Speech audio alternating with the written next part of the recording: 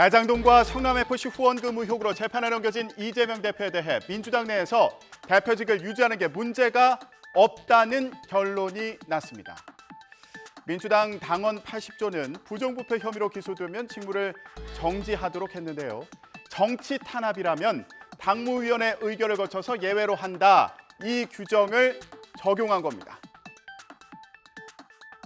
검찰의 정치적 탄압임이 너무나 명백하고 이러한 탄압 의도에 대해서 당이 단결하고 단합하는 모습을 신속하게 보여주는 것이 필요하다라고 하는데 의견을 모았습니다. 비명계는 이런 당의 결정을 비판하며 이재명 대표가 방탄 이미지에서 벗어나기 위해서 몸부림쳐야 한다고 주장했습니다. 당직자 한두 명 바꾸는 걸로는 안 된다면서 압박하기도 했는데요.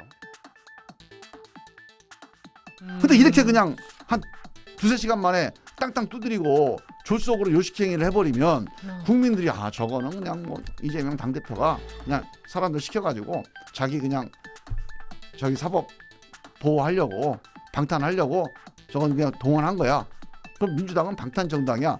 이렇게 문제 제기하는 사람들, 비판하는 사람들한테 빌미를 주는 거 아닙니까 이거?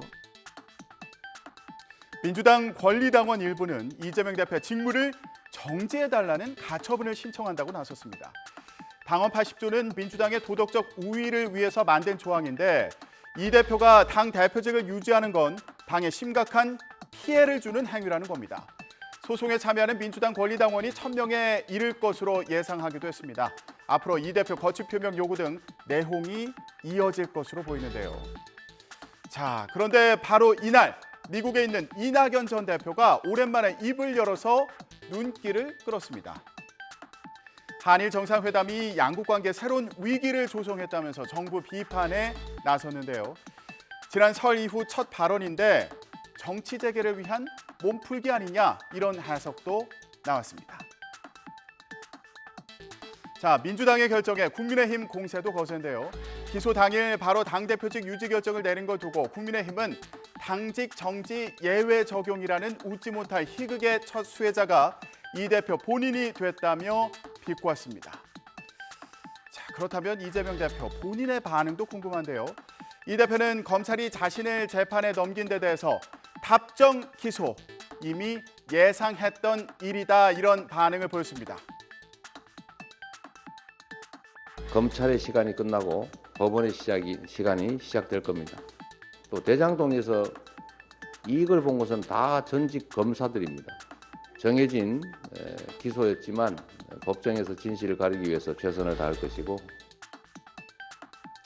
법원의 시간이 시작될 거다. 자신만만한 태도로 보이는데요.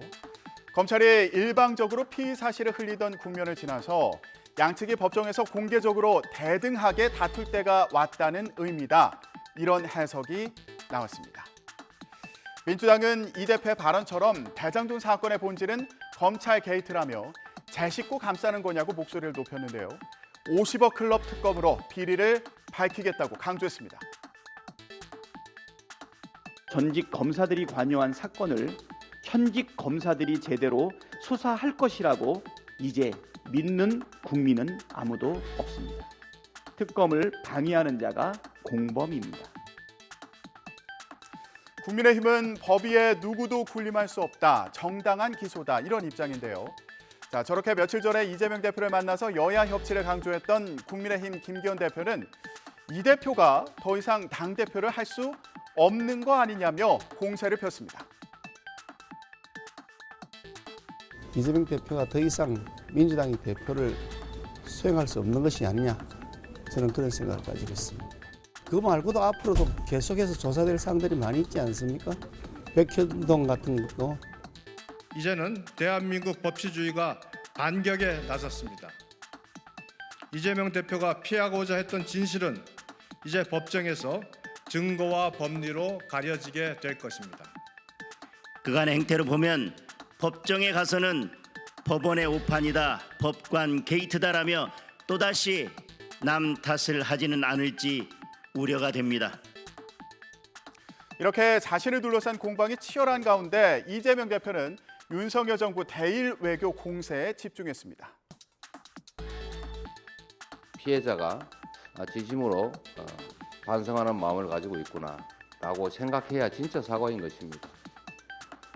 사과는 피해자가 그만 이제 그 정도 됐습니다라고 할 때까지 하는 것입니다. 민주당은 한일 정상회담 의혹과 책임을 따지겠다면서 국정조사는 물론이고 청문회까지 추진한다는 방침입니다. 국회 차원의 조사가 불가피합니다. 유관 상임위가 참여하는 합동청문회를 국정조사와 함께 빠른 시일 안에 실시할 것을 각 정당에 제안하며 자, 여기에 더해서 민주당에서는 대통령 탄핵 발언까지 이어지고 있는데요. 들어보시죠. 국정조사 결과 민주당이 봤을 때 헌법 위반이 명확한데라고 보면 탄핵을 추진할 수 있다는 말씀이신 거죠? 그런 가능성을 배제하고 싶지는 않습니다. 가령 이번 일제 강제 동원에 대한 배상 책임을 대법원이 분명하게 확인하지 않았습니까? 예. 그런데 이 대법원의 판결과 전혀 배치되게 우리 기업들이 배상하도록 하는 안을 내놓았어요. 예. 이 대법원의 판결을 부정한 것인데 삼권 분립을 규정해 놓고 있는 우리 헌법의 체계를 명백하게 부정한 것 아닙니까? 예.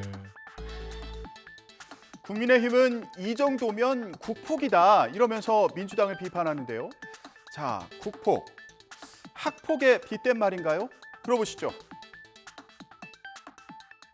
국정조사나 탄핵까지 멋대로 휘두르겠다고 덤비는 것은 국회의 권한을 넘어 헌법 질서 파괴 행위이자 국회 현장 폭력 행위, 한마디로 국폭에 해당합니다.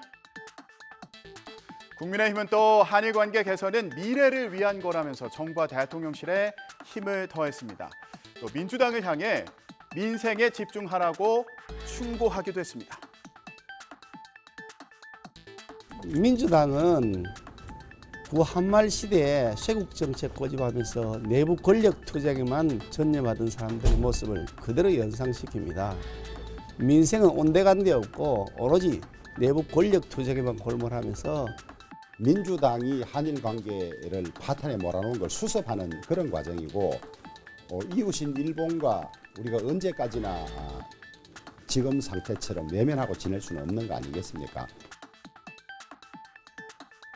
네, 이렇게 기시다 일본 총리가 독도 위안부 문제를 언급했다는 논란 등 대통령의 방일과 관련해서 여러 공방이 계속되는 가운데 이번엔 멍게가 도마에 올랐습니다. 네, 윤 대통령이 이란 의원 연맹을 만났을 때 일본산 멍게 수입 재개를 요청받았다는 일본 언론의 보도가 나온 겁니다. 이란 의원 연맹 누카가 회장의 일본산 멍게 수입 재개 요청에 윤 대통령이 지난 정부는 정면 대처를 피한 경향이 있다. 또 국제 원자력 기구 절차에 따라서 시간이 걸리더라도 이해할 수 있도록 노력하겠다. 이렇게 답했다는 겁니다. 자, 일본 측 요청에 답변을 피한 거냐 아니면 수입을 재개하겠다는 거냐 논란이 이렇습니다. 대통령실의 입장이 나왔습니다. 대통령실은 이 칼럼을 쓴 사람은 현장에 없었다면서 멍게란 단어는 나온 적이 없다고 일축했습니다. 하지만 야당은 일본 수산물 수입 재개에 힘쓸 테니까 기다려달라는 말이냐며 공세에 나섰습니다. 윤 대통령의 과거 논란이 됐던 부정식품 발언까지 다시 끄집어냈습니다. 들어보시죠. 프리드만은 아니 그거보다 더 아래도 완전히 정말 먹으면은 사람이 막 그 병 걸리고 죽는 건 몰라도 이거 부정식품이다 그러면 아니 없는 사람은 그 아래도 선택할 수 있게 더 싸게 먹을 수 있게 해줘야 된다 이거야. 이런 인식을 가진 대통령이니 후쿠시마 수산물 수입을 막을 이유가 있겠습니까? 대통령실은 멍게란 말은 없었다고 해명했습니다. 멍게란 말은 없었고 수산물이라는 말은 있었습니까? 이 이상 말장난하지 말고 대통령이 무슨 말을 들었고 또 무슨 말을 했는지 분명히 답하길 바랍니다. 민주당은 어제 대일외교 공세 하나로 국회에서 대국민 태극기 달기 운동도 벌였습니다. 어제 현장으로 가볼까요? 민주당이 어제 국회에서 진행한 대일 굴종외교 규탄 태극기 달기 행사 현장입니다. 이재명 대표는 차량에 태극기 스티커를 붙이고 있네요. 민주당 의원들 얼마 전에는 태극기 배지를 달고 태극기를 흔들면서 구호를 외치기도 했죠. 언제부턴가 태극기가 극렬 보수의 상징으로 여겨졌는데요. 대일 외교 공방전 속에 이제는 민주당이 태극기를 들고 여론전에 나선 상황입니다. 자, 그러자 국민의힘도 지지 않고 태극기를 내세웠습니다. 21일 국회 외통위에서는 여야 의원 모두 노트북에 태극기를 붙인 겁니다. 민주당은 반일 감정을 자극하며 정부를 비판하기 위해 태극기를 내세웠다면 국민의힘은 제3자 배상안 등은 윤 대통령이 애국적 결단을 내린 거라며 맞선 겁니다. 20일 문체위에서도 여야 의원들이 앞다퉈 태극기 피켓을 내거는 등 한일 정상회담을 계기로 태극기가 여의도 정치권 중심에 섰습니다. 어제 이명박, 박근혜 두 전직 대통령의 소식이 동시에 전해져서 눈길을 끌었습니다. 먼저 이명박 전 대통령은 지난해 12월 사면 복권된 이후에 첫 공식 일정에 나섰는데요. 어제 현장 화면 같이 보실까요? 이 전 대통령은 어제 국립대전현충원을 찾아 천안함 용사들과 고 한준호 준이 묘역, 연평도 포격 도발 희생자 묘역과 제2연평해전 전사자 묘역을 참배했습니다. 이 전 대통령은 희생자들의 묘비를 쓰다듬으며 다시는 이런 일이 없어야 한다고 말하기도 했습니다. 참배에는 이명박 정부 인사 24명이 동행했다고 하네요. 어제는 박근혜 전 대통령 소식도 전해졌습니다. 박 전 대통령 측근 유영하 변호사는 영남일보와 가진 인터뷰에서 박 전 대통령이 이른 시일 안에 국민과 소통할 예정이라고 밝혔습니다. 건강도 많이 호전됐다며 일부 몰지각한 사람들이 치매설 등 유언비어를 퍼뜨리는데 사실이 아니라고 강조했습니다. 그러면서 박 전 대통령은 시민들을 하루라도 빨리 만나고 싶어 한다며 대구에 있는 전통시장에 다니는 등 시민과 자연스럽게 접촉할 생각이라고 말했습니다.